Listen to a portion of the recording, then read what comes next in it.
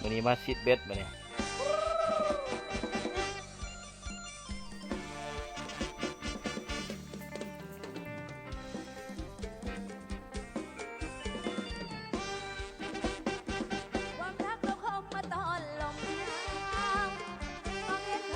เรียบร้อยแล้วตัวนึง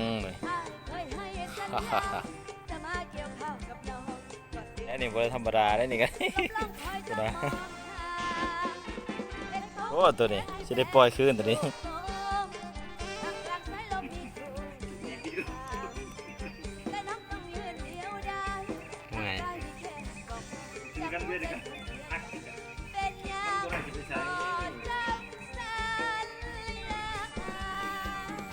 เอาวานแห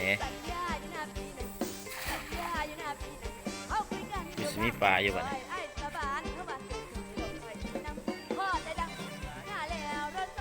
ปลาน้อยนี่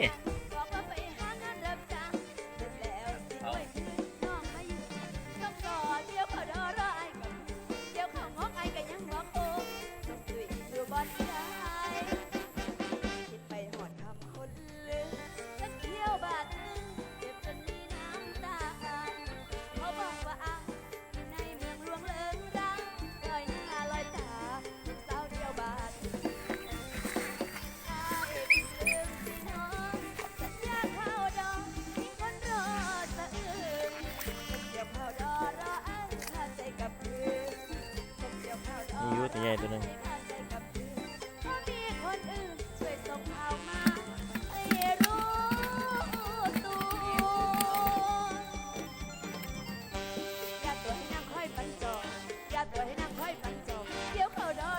เขาบริของเผาสิ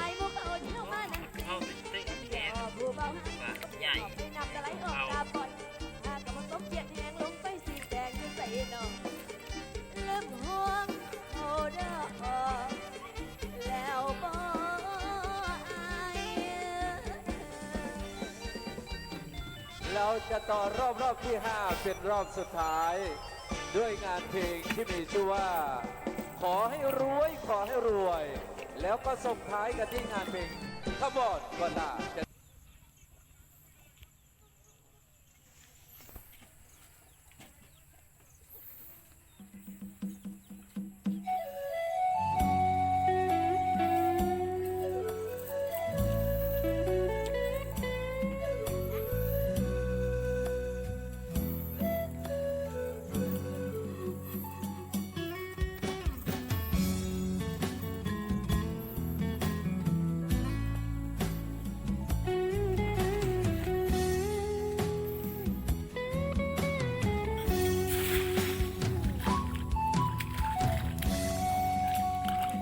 อยู่ตัวนะอยู่ดองเลย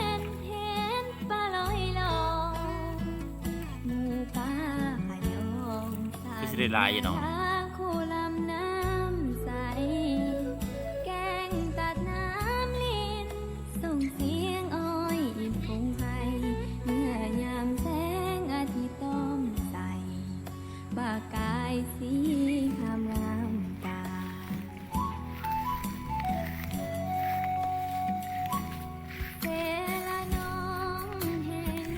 โอ้ตกใจนะ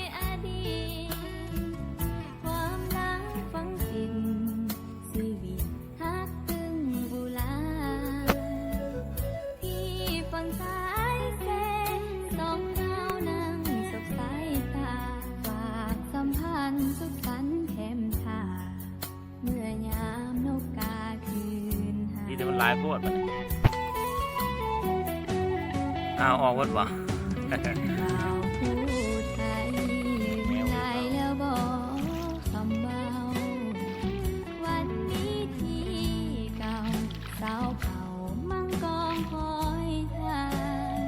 บาทเดียว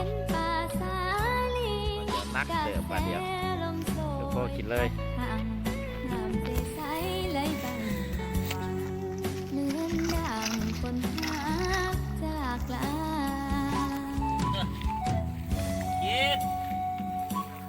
หลายโพดบาทแหอยู่นะคนป่า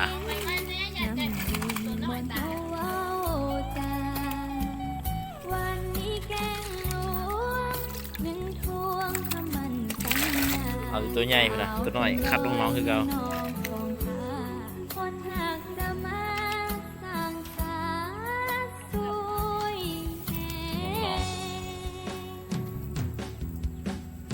ตัวใหญ่เอามาหน่อยกันมาฉลอดเฉลย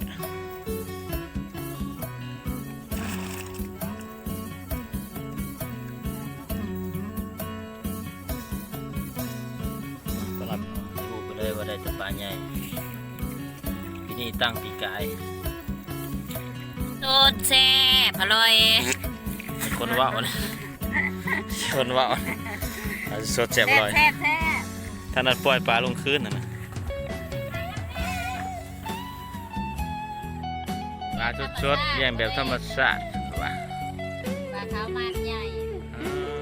ตัวเอามันใหญ่เลี้ยงธรรมชาติ ธรรมชาติใครก็จะเข้ากล้องบ้านนี้ข้ากะเลย